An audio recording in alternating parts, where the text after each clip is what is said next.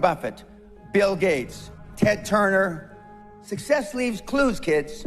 I just named 5 of the greatest names in business in the last 150 years. And they all have one thing in common. They're ball busters. They're hard as nails. Where does that leave you? I still work 50, 60 hours a week. And I haven't had to work in 35 years. You're not willing to do anything. You're not willing to sacrifice anything to be a high-performance person. I don't want to be like that. No, most people don't. I want to be liked. Yeah, well, see, you want to fit in. I'm the only speaker that you're ever going to hear that really, with all his heart, doesn't give a shit. If I leave here you liking me, I did something wrong.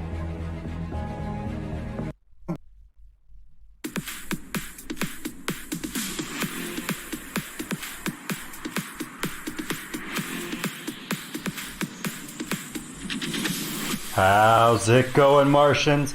Welcome back to the report. And in today's, we got quite a bit of news to go over. Hope you're all having a great morning. Thank you all so much for tuning in. Thank you so much to everybody that's helped tweet out this my post here. That obviously, because YouTube doesn't want to promote me, so I appreciate the 24 people who liked and retweeted. I've already gotten the XRP tip out to most of y'all. Anybody that's tuning in that hasn't already, again, the first 40 people to like and retweet this, you're getting a tip from me over on XRP or on Twitter. So I appreciate everything. And guys, be sure as you tune in to be hitting that like button. It helps. Obviously, maybe YouTube will like me a little bit more if you guys are hitting the like while we're in the live stream. And we'll go ahead and get right into the news here. I'm gonna stop self-promoting, but I appreciate everybody for tuning in. Hope you're all having a good one. All right, so first piece of news that we're going to go over is in regards to, oops, I don't want to go to that one actually, that's a little bit later, is in regards to this actually. So we're going to start off with some Twitter stuff. So what's up, Jet Digital? Thanks for tuning in, bro. So apparently, not only 60 people have voted for this, but about 18% of people, and this has actually gone up since I first clicked on it, about 18% of people have already sold some portion of their cryptocurrency at a loss. And so before we begin this, let me just iterate this statement that I'm sure all of you have heard 1,000 times over. Don't invest more in this market than you're willing to lose. Now, why do I say that to people? Why is it that I say that? It's not me saying that, oh, cryptocurrency is a dangerous thing, you shouldn't put any money into it. No, it's me saying that if you're going to invest in this market, invest for the long haul so that you don't end up like the 18% of idiots that have voted on this who sold out, who took a loss because they went in deeper than they could afford to, because they didn't have the foresight that this market could still go down significantly. Keep in mind that while I've been sitting here for months now, almost a year now, man, that's crazy to think I've been doing YouTube for almost a year now, but almost a year now, I've been telling you guys that the sky is the limit for the price of XRP, but to hold tight because we don't know when the bottom will be. We don't know where the bottom will be. And I've tried to be measured about where the bottom will be so that I'm not like getting anybody like, oh man, I'm gonna wait for this dip that might never come. Right? It might never come, but we got these nice dips now. It's down to 15 cents, even though we just had a nice like 10, 20%, or I think it was like an 18% pump at its max, but now I think it's about only 10% total since I think we're at 15 cents now. But great time to buy. Will it go lower? Well, we'll go over TA a little bit later, but the point being here, don't invest more than you can afford to lose. That way, you're not feeling the burn when the price goes down because, hey, guess what? When you put that money in, you expected to lose it. You expected to lose it with the hope that you're going to see a big turnaround when this market finally rallies. When all's said and done and cryptocurrency finally fulfills its destiny, right? Whether that's in XRP, Bitcoin, or whatever cryptocurrency that these people are investing in. I'm assuming most of them are XRP because I'm pretty sure Redcoat is an XRP maxi, but or at least a XRP promoter. So yeah, that's that. All right, next tweet over here. This from Digital Asset Daily, and this is a clip from Trump. And this is going to get into our first little series here, talking about this this U.S. lockdown that's getting ready to not just getting ready to be rolled out, but is actively being rolled out on you as we speak. Okay, it's not a matter of if or when, because it's happening right now. Okay, they have not issued, to be clear, the president himself, the federal government themselves have not yet announced that the entire nation is on lockdown. But as you'll see, you don't need a national announcement for the entire nation to be in lockdown. Okay? So, first, here's Trump. This administration, inherited. Oh, I'm so sorry. This is the wrong video. We'll get into the other video first. Actually, let's jump to that one first. So, Donald Trump tells people, and there's a video, I didn't get the video, this is the article for it. Trump is saying that the national lockdown, likely not necessary. It's likely not necessary. So why is it that he's saying that it's not necessary? Because states are doing it individually. It's a rolling lockdown. And eventually everybody's going to be on lockdown. Okay? And the Wall Street Journal, this is, I think, a few days ago now. Is this posted today? Yeah, this was yesterday, actually, they posted, talking about which states specifically have already gone into an official lockdown and what that lockdown entails, right? So we have New York. I'm not going to go over the differentiation between all lockdowns. We have New York, we have California, we have Pennsylvania, Illinois, Texas, Florida, and Nevada that are officially on lockdown right now, and to some degree or another, right? Now, when it comes to the National Guard being mobilized, which we're being told right now, oh, we're not going to activate National Guard. This is actually being called by a lot of mainstream journals as fake news. This is not really happening. Yet 28 states have activated their National Guard. 28 states. Arkansas, Arizona, California, Colorado, Delaware, Florida, Georgia, Iowa, Illinois, Kansas, Kentucky, Louisiana, Maine, Maryland, Michigan, Montana, New Jersey, New York, North Dakota, New Mexico, New York. Wait, they put New York twice. I don't know why they put New York twice. But Oklahoma, Pennsylvania, Rhode Island, South Carolina, Vermont, Virginia, Washington, and Wisconsin. And that's as of 2 days ago. Now, you might be being told that the nation's not going to lockdown, but here's the thing. Of those states, I did the math. I went and added up the population. That's 198 million people who have National Guard activated in their state right now.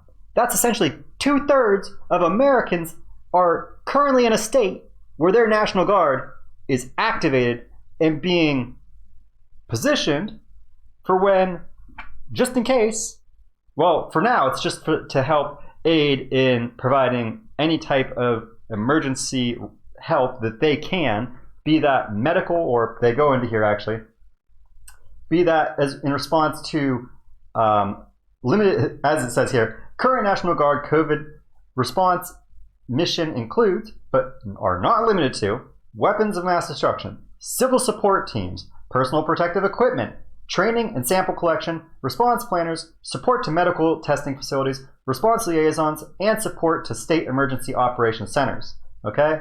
And it goes into a little more detail about which each of those means there for you.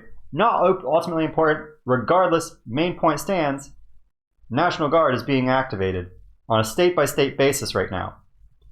And there's a lot of people who are skeptical about what's going on. Here's the little video from Wisconsin, specifically from Wisconsin, their National Guard announcing that they're activating. The Wisconsin National Guard is calling soldiers to active duty in anticipation of deployment to deal with this pandemic.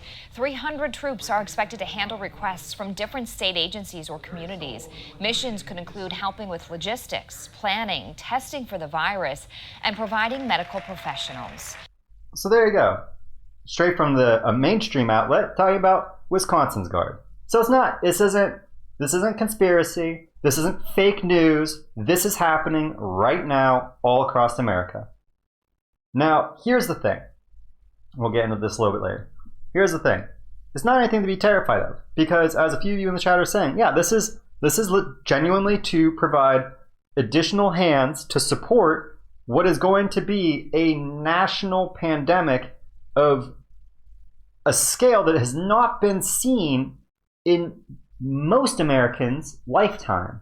There are very few people alive today who have seen anything similar to what we're witnessing now. And most of those people are high-risk individuals because the last time this happened was the Spanish flu.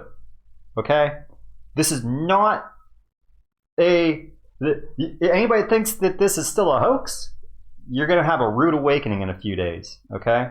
In a few weeks, as unfortunate as it is to say, because America procrastinated so long, waited so long to really lock things down, I really won't be surprised if all of us, as Americans, will know at least one family member that passes from this.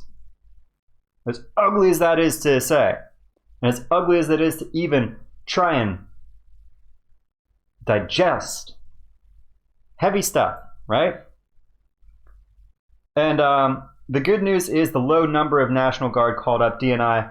It's a good point, but you also have to keep in mind that that really just represents them getting the initial boots on the ground in preparation for just helping right now. If things get more serious, that's when they just call them up as they need them. Obviously, they don't want to have everybody on call all at once, because you hear that the numbers are going to be in the thousands per state, then everybody's going to really freak out. They're going to be like, well, what's really going on?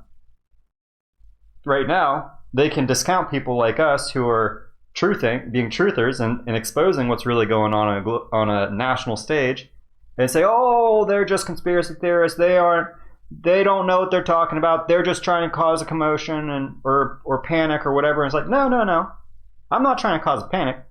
I'm trying to make it real clear to you guys. Oh, no, I know you're not, DNI. No worries. I was just clarifying why it is that I believe that the numbers are so low right now. But I'm not trying to cause a panic for anybody. All I've ever tried to do in regards to talking about this the past week basically, is educate you on what's going to absolutely happen. It's inevitable, it will happen, and it cannot be avoided at this point. And it's highly likely that it's too little too late to really prevent the hospitals in America from being overwhelming. All right? Now, Mark Cirilli is saying that the numbers are getting better now. Death rate is lower than 1%. Now, I don't know what numbers you're looking at, my friend, but that's not what I'm seeing. There are 284,000 confirmed cases globally, with almost 12,000 deaths. That's over 3% mortality rate still, globally, for known cases. In America, yes, America is only 1%, and that's all, but that is largely because you're doing wide-scale testing and finding a lot of people who have only just recently contracted the virus, so they're asymptomatic still, meaning the virus hasn't actually hit them hard, and since there's no vaccine, they're gonna get hit hard by it, or at least a considerable portion of them will. About 15 to 20% of them will be hospitalized. 15 to 20% of this now 19,000 people will be hospitalized. Now, to put this into perspective for you, on average, there are only 16,000 Americans hospitalized per month for all diseases, cancer, stroke, heart disease, everything combined. That's only 16,000 on average. And if you actually look up statistics about, I think it's like on average nationally, 60% of beds in a hospital are occupied at any given time. And now we're going to say that within 3 weeks to a month, 19,000 people are going to have to move into a hospital bed. When I just said that 16,000 is, over the course of a month, is occupying about 60% of beds available. So that's why you're now seeing a lot of places that are actually setting up FEMA camps. all over the nation. And you can go find pictures of these being set up all over now because they're setting up emergency triage centers to treat what they absolutely know now is going to hit America. It's not going to be pretty. And so if you have not already prepared with at least 2 weeks of food, I really recommend having a month's worth, to be completely honest. I absolutely recommend a minimum of a month's worth of food. Because even though they're saying it's 2 weeks lockdown now, 2 weeks is only going to give the government long enough to be able to really get to wrap their heads around just how many infected there are, because most asymptomatic individuals are going to show symptoms within the 2 week lockdown period, and therefore it's hoped that they're going to go to the hospital or go get tested so that we can get an idea of who all has this and who needs to be quarantined. That means that the first 2 weeks is really just to try and get a wrap around who has it so that they can try to begin triage, try and begin containing this, okay? Meaning that it is highly likely that after the 2 week lockdown, if there will be at most a week break, at most a week that you are not going to be asked why you're out by a cop or by a military personnel who's standing guard, who is at a checkpoint to make sure that people are only traveling for essential reasons. If you even get that week, right after that week, you're going to be back on lockdown for 2 weeks to longer, okay?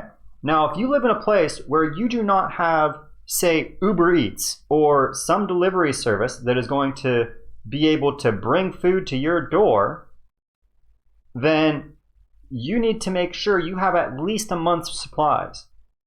Now, we'll work for XRP, relax, enjoy the time off. We've got the best healthcare system in the world. This is not Italy. Sorry, buddy, but Italy's healthcare system is actually better than America's. They actually have more beds per capita, per citizen in Italy, more hospital beds available per citizen in Italy than America does. So Italy got overwhelmed already. They've been overwhelmed for over a week before their cases actually even surpassed I think it was like 20,000, and they were already overwhelmed. So it's highly unlikely that America is going to be able to handle this. It's all but assured that America's hospitals are going to be overwhelmed by this. Okay, it's as unfortunate as that is. It's just the reality because America waited so long to take serious action against this. Sorry to say. Thanks for the other articles too. I'll check this one. Didn't Ari just cover this? XRP Florida? What do we got going on?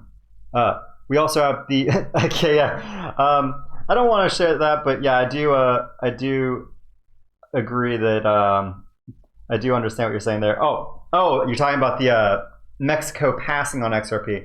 Well, we'll see what happens. I did see that just recently, XRP Florida. I'm not sure if I trust it because it did come from Bitcoinist, so they might be putting a spin on it. But yeah, DNI, definitely have a look at that and let us know what's going on with that, if there's any legitimacy to it or if it's just Bitcoinist throwing FUD out again, right? But anyways, off of the tangent of COVID, National Guard, and all this nonsense, because obviously that's just, I feel like most people were just like, it's too much to really handle, and we've been hearing about it nonstop. So let's talk about something. I'm sorry, guys. The world is just going to hell in a handbasket. All right. I'm trying to find good news, and it's just not coming to me. Okay. I'm really trying to find good stuff to talk about, but it's just bad news on top of bad news going around the world right now. Okay. I do have a funny little video, I think, here. Maybe still have it open. Wait, do I have it? Let's see if it's still here in the top of my feed.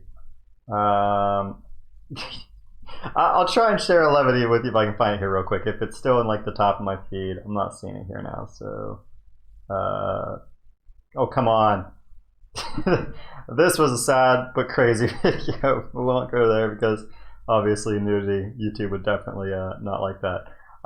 Okay, I'm not finding it now. There was a funny little video that somebody had shared that about that I just can't find now. But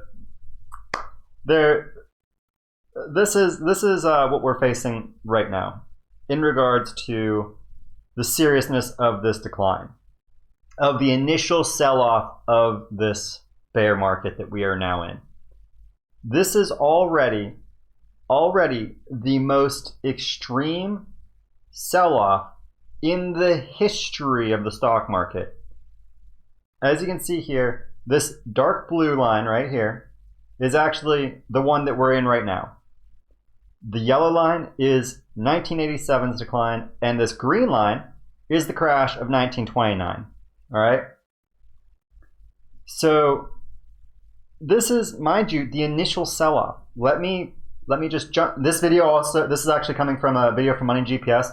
He goes over this a lot more in detail than I'm going to. If you don't follow the Money GPS on YouTube, definitely go give him a subscribe, and definitely give this video a watch, because he has all kinds of really great info in it. But I'm just going to go over the trend, okay? Again, worst initial sell-off period in the history of the stock market. This red line here. And look at how all these other trends have played out, right? No, this is already the worst, and yet it's still not as severe, not as large percentage-wise as the total sell-off seen in any other collapse, any other bear market. Take that into consideration. This sell-off is worse than the 1929 crash. The 1929 crash still went down to its 50% mark. It's not getting better before it gets a whole lot worse. This is just the beginning. We haven't even seen the dead cat bounce. Keep that in mind. We have not seen the dead cat bounce for this market yet. I am, every day that goes by that we don't see the market start a multi-day rally for a bull trap terrifies me that much more, because that means from the way that this typically works, your dead cat bounce typically comes by the 30% point of your crash, of your total sell-off. It's about 30 to 40% of your total loss during a bear market comes in the initial crash, the initial sell-off period. And we haven't dead cat bounced, and we're over 30% down. Keep that in mind. If an initial crash is typically between 30 to 40% of the total collapse, and we've already dropped 30%,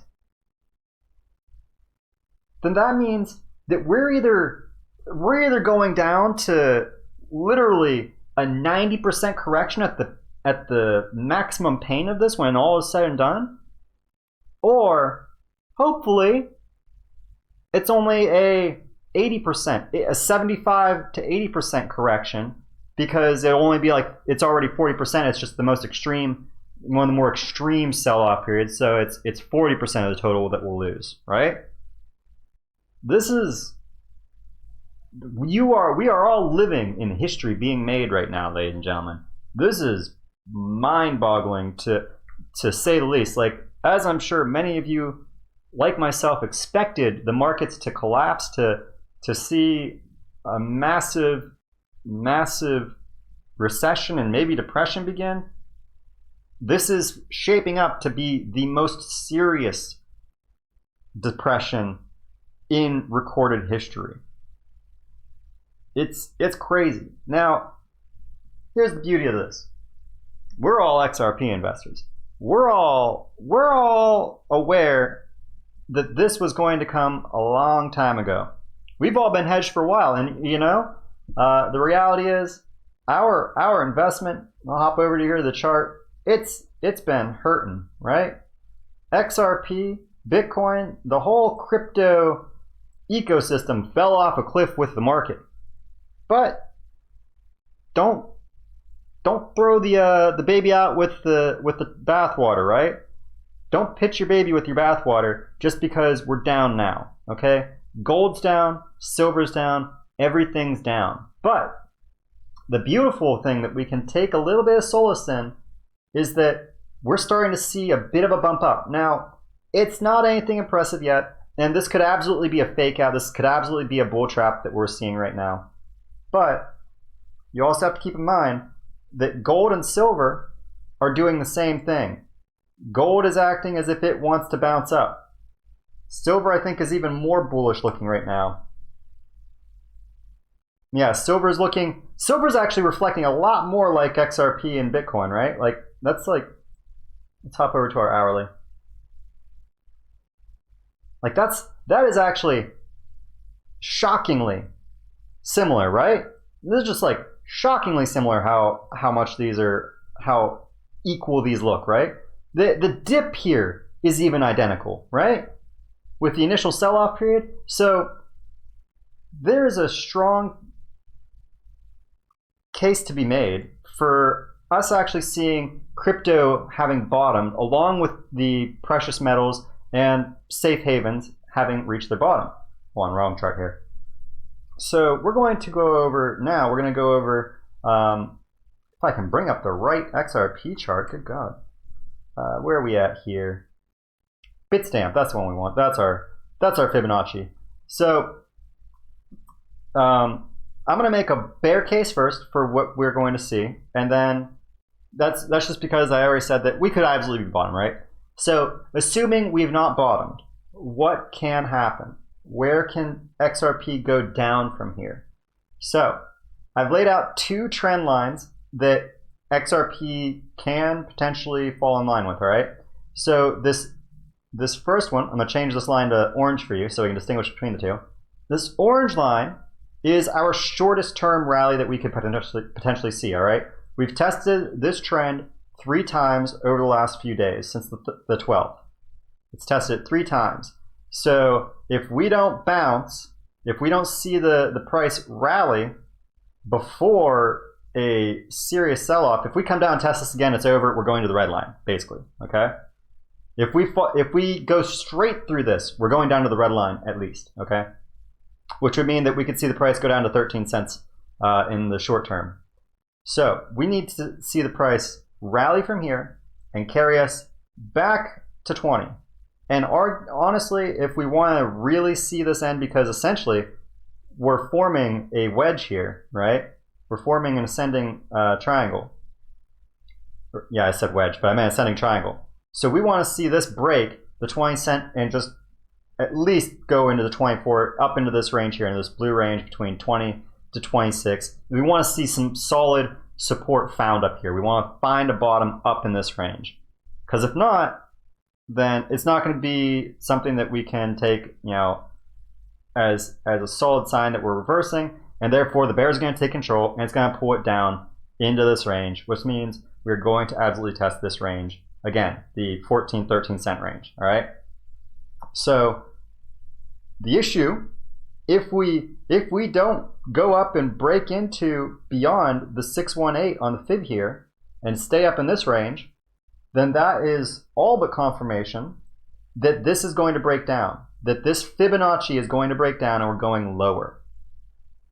So if that happens, then that means the price could come as low as 8 cents before this Fibonacci is absolutely broken, and who knows what happens if we break this.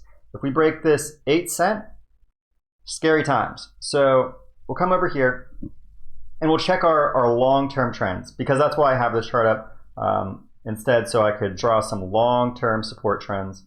And we can see, hold on here, we're running out of long-term support trends here for XRP. I'll actually pop this over to the weekly just so we can see the whole thing here.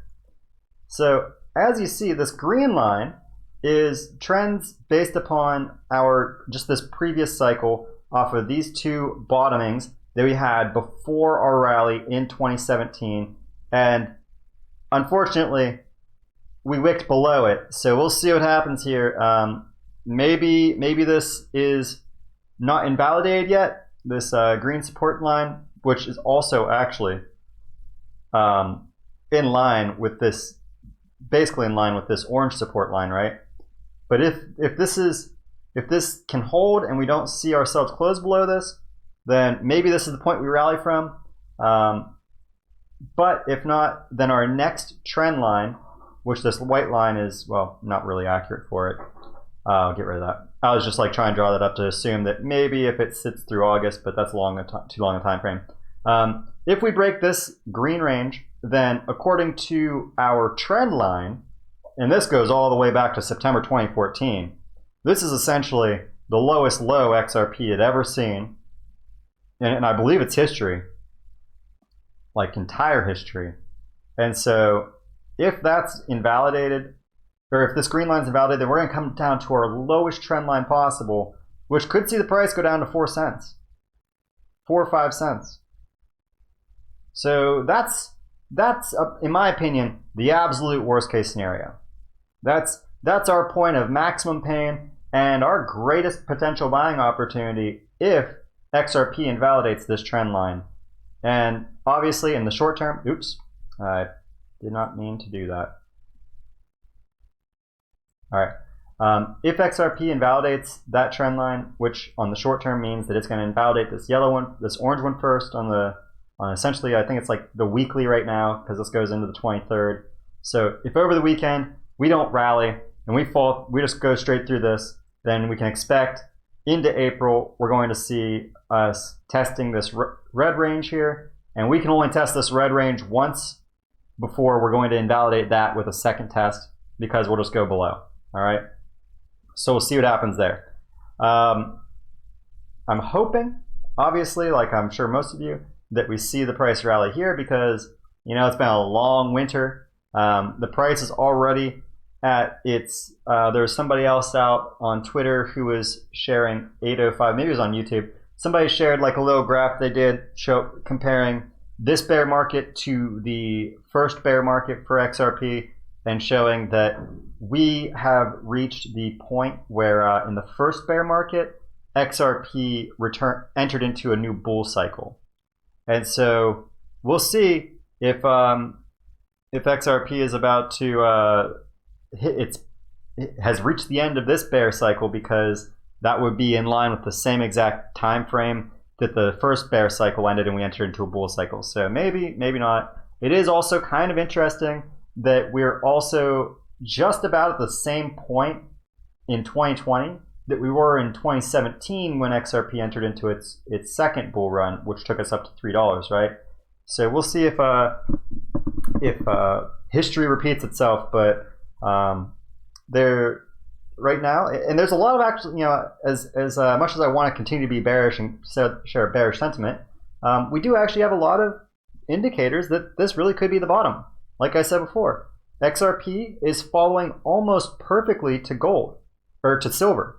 And gold and silver, as traditional stores of value, or safe haven assets, are likely to rally over the next few months as we hopefully enter into the dead cat bounce for traditional markets. And so as we enter into the dead cat bounce, and then the subsequent bear market, the true bear market that's going to take all of these securities and stocks and everything down to their lowest levels that they can possibly stomach, the safe haven assets are going to increase in value because quantitative easing and all these tools that are going to be unleashed by the central banks of the world are going to drive those safe havens, likely crypto included in that, hopefully, if we're all right, to the moon. And somebody's saying, why June? I don't know if you're talking to me, Baz, but June would be I mean, I feel like that might actually be a point where we see if the markets begin to rally, if they enter into their dead cat bounce, based upon the sell-off that we've seen in the traditional markets, in the Dow, and we'll go over the Dow now. If we see the markets rally, and as you can see here, I drew this out for expecting the dead cat bounce bull trap, right? And we've seemed to avoid this red consolidation zone. But I still think that we should come down into this, and I'm not the only person. I know that Cryptopolis was saying that he's expecting to see us hit 15K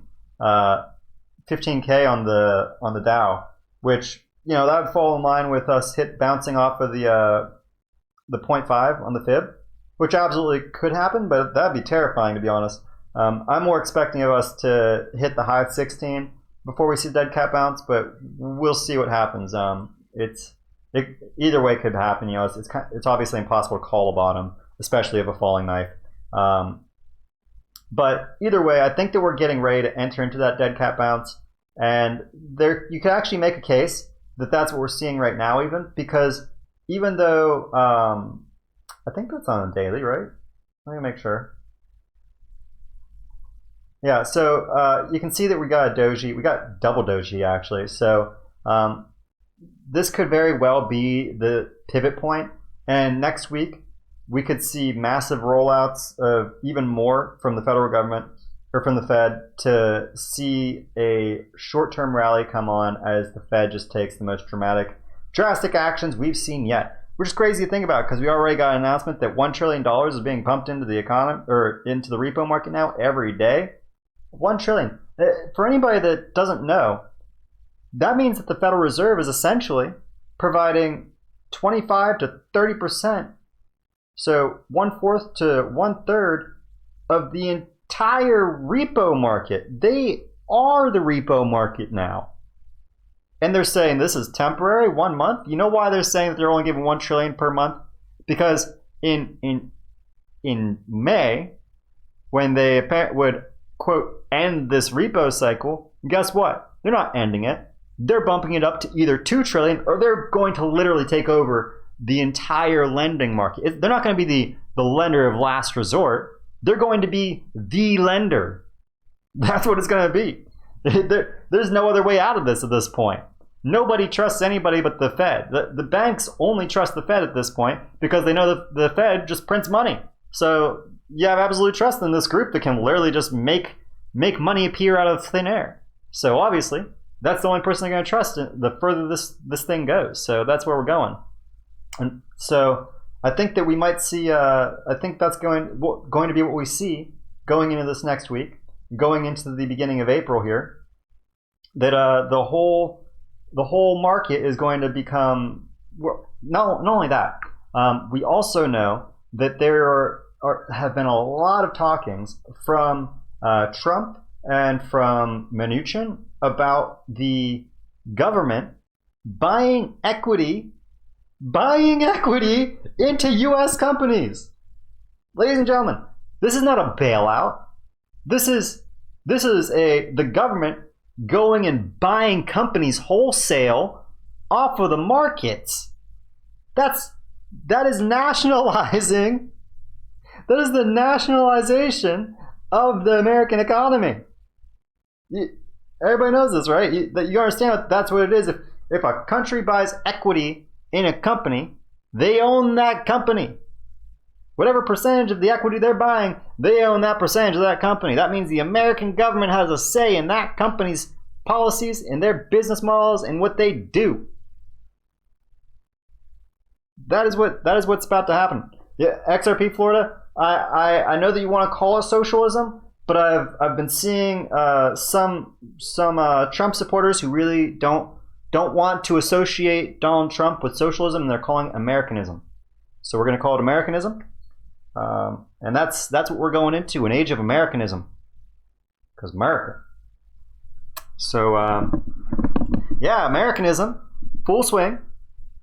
Donald Trump doing the things that all the people who voted for him were afraid of seeing somebody like Bernie Sanders do, and he's doing it in record time. It's wild.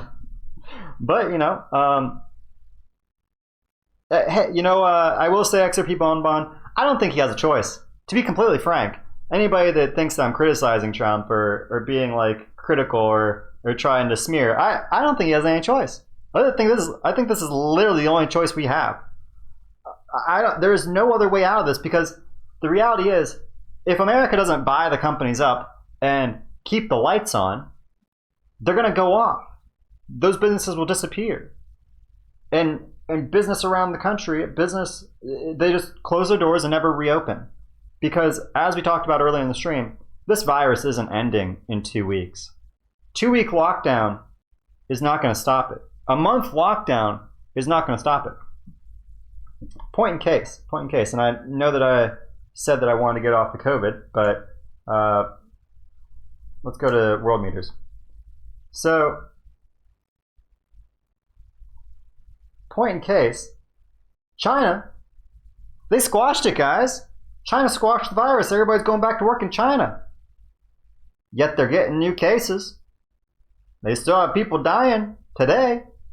41 new cases and 7 deaths just since the last time we came to the page. They locked down for over a month. They went ham and locked down hard. They had soldiers sitting outside the houses of people who were infected to make sure they didn't leave. And yet this virus is still spreading there. So guess what's going to happen in China in a month? They're going right back into lockdown. They're going to be in lockdown for a month or 2. And they're going to continue to do that. Because that's the only option that we have until a vaccine is created. It's the only option available. And this is going to continue until a vaccine is available. Now, a lot of people think that that's like vaccination propaganda, and maybe it is, maybe it's not. But at the end of the day, this is what is being forced upon us. Okay, so like it or not, that's what's being forced upon us as a global population. Because again, this is a global thing, it's not just America.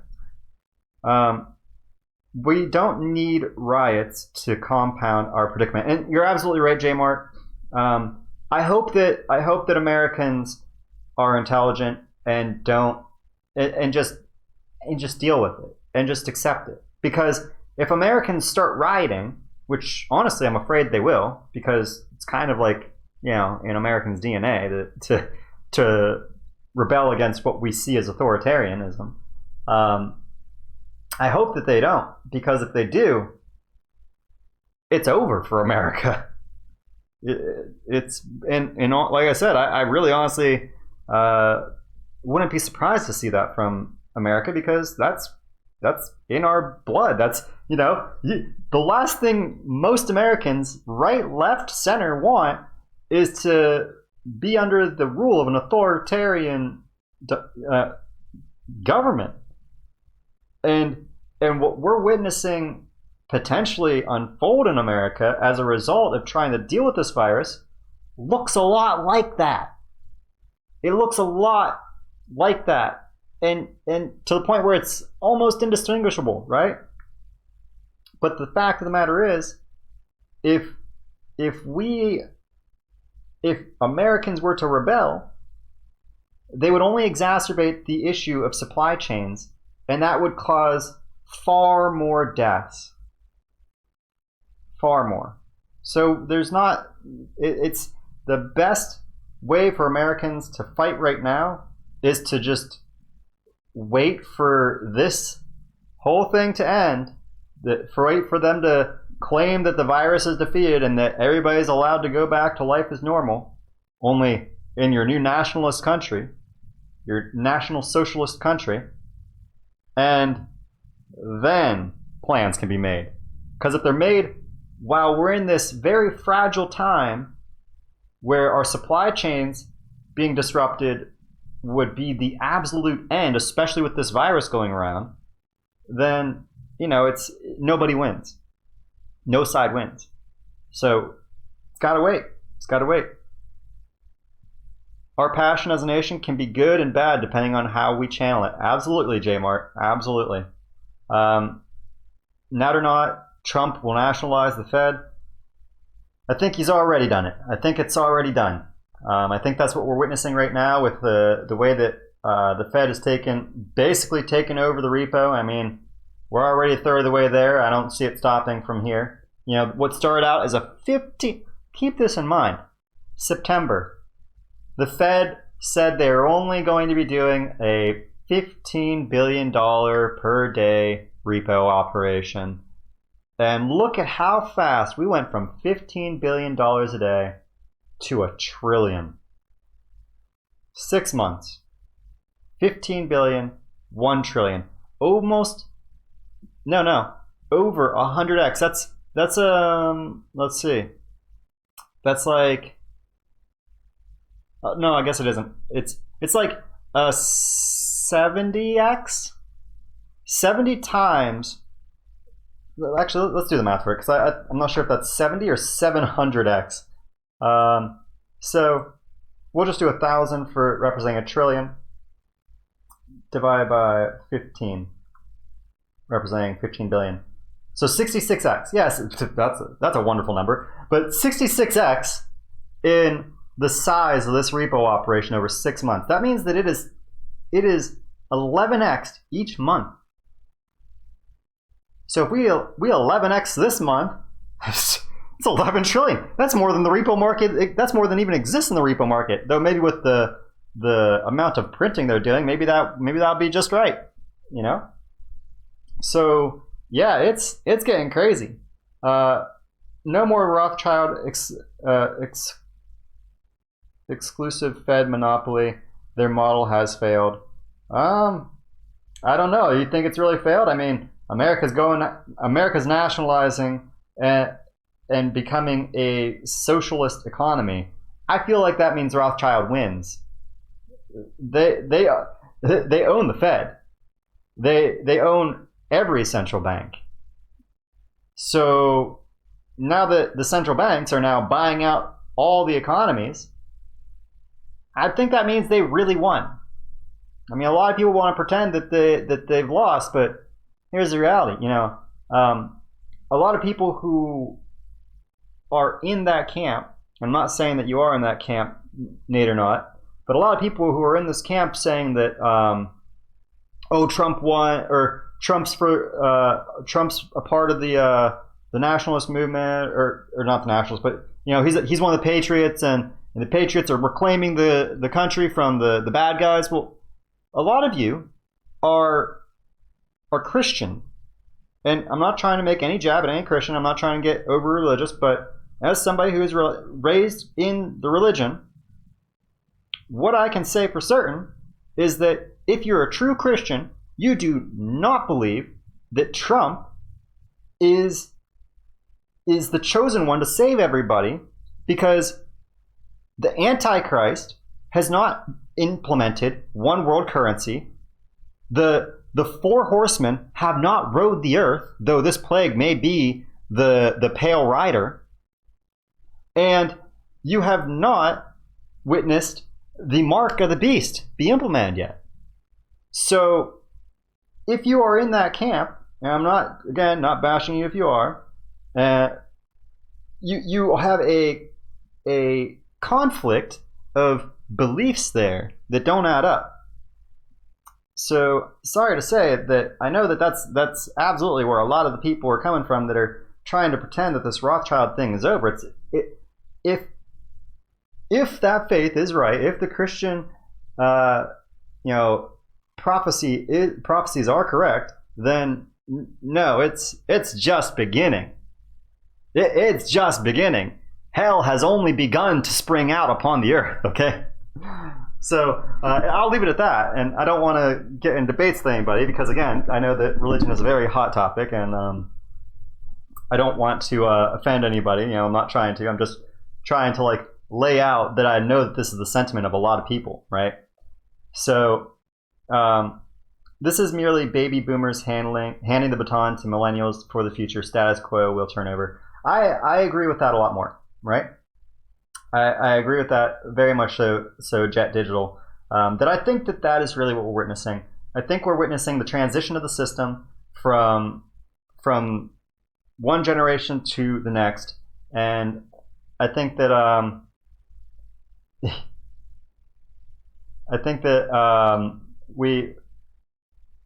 DNI, hold up here. I'm reading DNI's messages. The IMF bailout, the central banks, left hand pays the right hand. UFOs, blue beam hologram, you're Antichrist. Yeah, it's yeah, who knows? It's interesting times we live in, and there is a very good case to be made that if it's not absolutely real deal end times, it does seem like there is an agenda to, if it's not all just like happenstance, then it does very much so seem like if this is if everything we're seeing right now is a ploy, then it absolutely does seem like there is, if nothing else, an agenda to give the veil of end time prophecies coming to pass in rapid succession, right? So yeah, and that's the first step of the reset. Then the IMF loans credits lines to the government. So DNI, what do you think about this? I got to ask you, since you're in the chat, what do you think about the fact that we're witnessing the Federal Reserve now handing out cash to central banks around the world, 60 billion to over 140 central banks. 140 central banks are receiving 60 billion USD, and then there's like New Zealand and like 4 or 5 others, they're only receiving like 30 billion. But what do you think's going on by that? Like, do you think you could like summarize in like a few messages where your mind's at with what we're seeing with that? Because I don't really know what to make of it, because I feel like I figured that there would be XRP being handed to them or gold if we're doing a gold standard. So I don't understand why the Federal Reserve is handing dollars to everybody. Maybe you can elaborate what your thoughts are on that, make some sense of it. Spotlight, I agree, brother. If we are in end times, XRP is absolutely the mark of the beast. Well, XRP is the one world currency. The mark is what you will receive in order to utilize your one world currency to make purchases. But yeah, I can absolutely make that connection, and it doesn't, the fact that it's not in place yet, though, that really does not paint a good case for Donald Trump being the chosen one. It paints a better case for him being the chosen one of Lucifer, maybe. But again, I'm really trying to not get into that, though, guys. Let's not get too religious. The CBs know they are getting bailed out. Just one big crazy money grab for all in the system. Okay, that I guess I can see that as more so like an assurance policy, a reassurance policy, or an insurance policy that they are in the game, right? Yep, airlines want cash handouts on top of bailouts. Anyone hear that? Oh yeah, the airlines are getting like 120 billion of this bailout package, this $1.5 trillion bailout package. I mean, at the end of the day, the government will own most all businesses. At first, it's just going to be the travel industry, so they're going to buy out all airlines and all hotels, and then they're going to go to the tech industries, likely, because they're not, as Elon Musk is throwing a fit online about, he thinks that Tesla is essential to the economy. Sorry, I mean, I love Tesla, but no, you're not. Not in this kind of a situation. But it's going to be automotives and manufacturers and them that will be bought up next. And likely because they're being hit the least hard, places like Walmart, your grocers, your supermarkets, and your delivery services will be among the last. Restaurants will probably be among the last to be bought out, because they can at least sustain off of the delivery services that are being provided for them to keep them going through this right now. So, but it's just going to happen in waves. It's going to happen over subsequent waves over the next several months. And we're likely to see that first wave occur in April, the first wave of massive government acquisition of companies. Boeing will probably be one of the very first. At least airlines will be among the first, like I said, but Boeing will probably be among the first manufacturers to be bought out. Trump is the one who is preparing the U.S. for the end times. We do come out strong at the near end of it.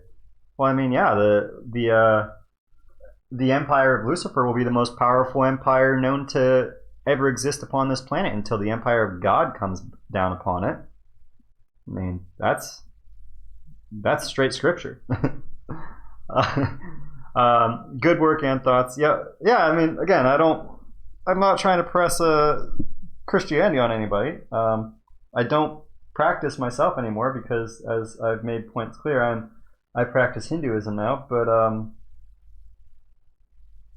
I'm still extremely well educated in it because I have a near photographic memory, and I read the Bible almost cover to cover as a child. I especially know Psalms, Revelations, like the back of my hand. So I know what. that's why over the past few months, year, I've been like, even though I'm not practicing, I'm sitting here watching this. I'm like, it's really hard to not be in that camp. Be like, yeah, it is end times, but at the same time, it's like, we'll see. And yeah, a spotlight, you can absolutely say that about Ripple's logo. It is the X. X is the mark of the beast. X is the mark of Cain, which is the mark of the beast. How much pain do we feel before things get better in a recession? Inevitably, Trump has to fix something before the election. XRP Bonbon, I do not think that. I think that Trump's actively doing everything he can. Honestly, I think that the government. Well, there's gridlock in the government, and that's the greatest issue with having partisan, your parties at each other's throats for so long, is that now we're in a crisis, and the Democrats want to have a win over the Republicans. They don't want to give this win to this bailout to the Republicans that could, maybe, we don't even know yet because it's not implemented, save the economy. They'd rather just watch it all burn because partisanship. This is why you should not be politically inclined, because it's just bad for everybody. If you let politics get in the way of good policy, then this is what we see happening right now. Gridlock at a time where you need immediate, effective action, and it's just not good for any of us. So hopefully after all this is Hare Krishna, Hare Krishna. Blessings upon you, Samdi Samurai. XRP Bonbon 416. They manufacture and control religion, and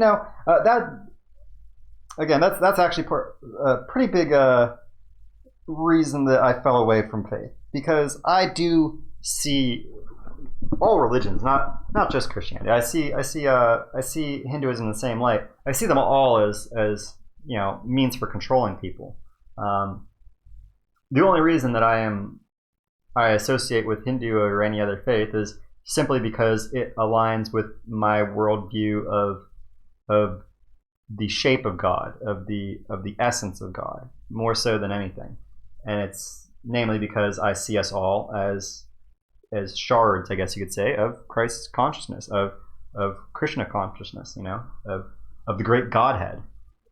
So that's the only reason why for me, and so that's why I don't want to give anybody crap for their faith. You have your beliefs, I have my beliefs, and so I think we can all live in harmony, and hopefully the Creator is merciful and understands that each of us have found our faith and our I think most religions they mean well.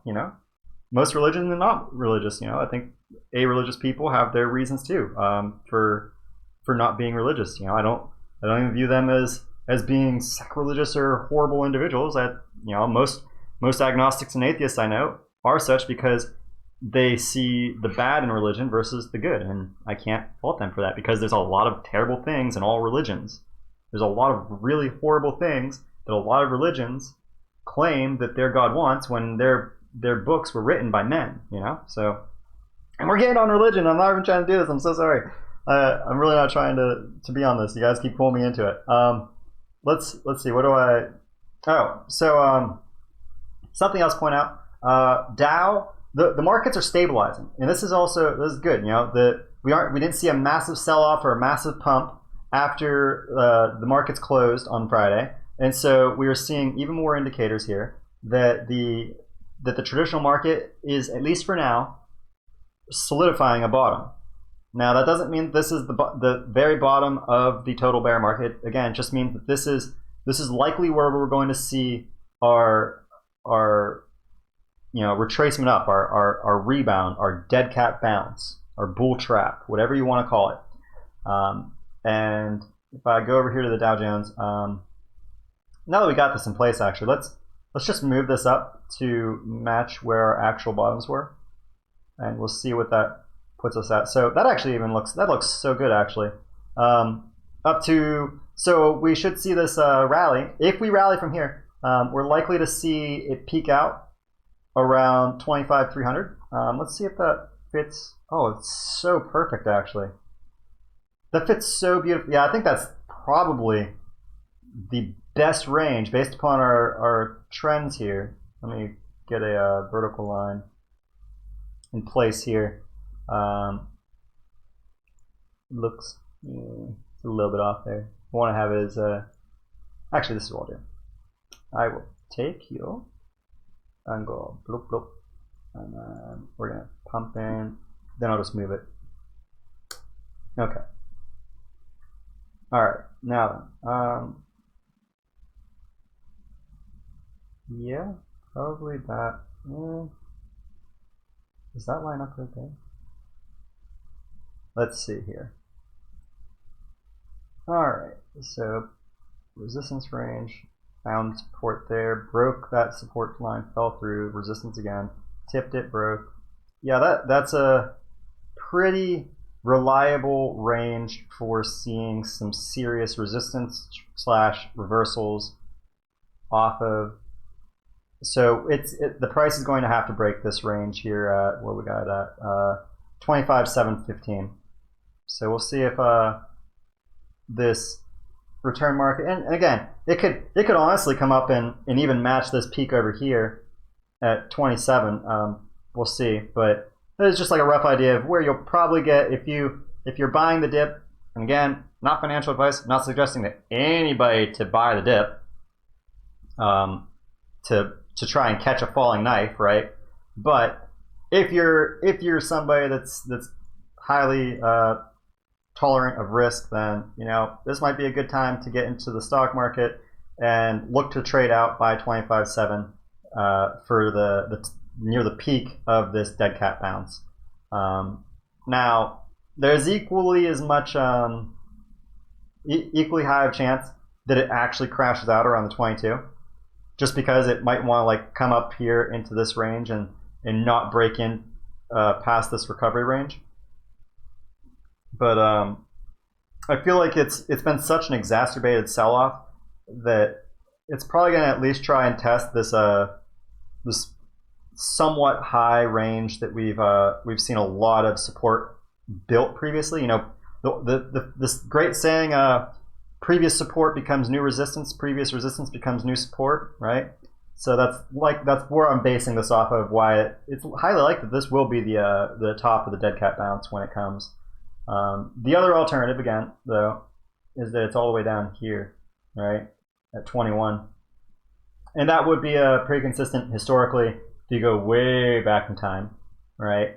So again, it's kind of hard to say. That's why I'm saying I'm not a financial advisor. I'm just giving you a potential, right? Bitcoin needs to crash. Ninja's Eye, it's already crashed pretty hard. We'll see what happens. Where are we at right now with the market? How are we doing? It's been an ugly recovery, but at least we're still setting a higher low. Bitcoin's at 61. At the end of the day, I think that Bitcoin's bloodiest days are still ahead of it, at least when the halvening comes. But that also kind of depends. Here's the thing. We're at this weird time in history. We're at this weird time where there is a very good chance that if gold, silver, and crypto begin acting as the safe haven assets they are, and we see the stock market get its dead cat bounce, Bitcoin may actually be able to get enough gains before the halvening to be able to be profitable for miners still. It's absolutely too expensive, my friend. I completely agree. I think that Bitcoin is ultimately going to be a failure at the end of days.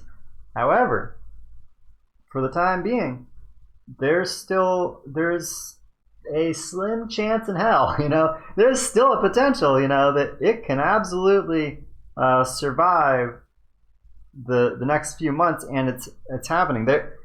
There may be enough of a move from this rally that's going to come for safe haven assets that a lot of Bitcoin investors will hodl instead of selling during the halvening, right? It's hard to say what will happen at the end of the day, but I think that we could very well see that. I think there's a decent chance that unfolds. So we'll see what happens. But we've hit an hour, guys, and I see that a lot of people are starting to tune out. And I've covered basically everything that I was going to cover anyways, and I appreciate you guys engaging in chat. I hope you guys are all not too stressed out. I know that we're dealing with some crazy times, some absolute madness going on in the world. But I wish you all the well. I hope everybody's enjoying their break, their time to be home with their families, and that y'all are in good health. Hope that nobody comes down with this virus over the next few weeks. And if you do, I do suggest that everybody get your immune systems prepped, right? Even take some vitamin C. I think it's I forget what I think it's 2,000 milligrams of vitamin C per day is what your body can sustain maximum. Maybe it's 2,000 grams. No, it's not 2,000 grams. That's way too much. 2,000 milligrams, I think, is what your body processes naturally. So what that will do, it's not gonna cure you of COVID if you have it, but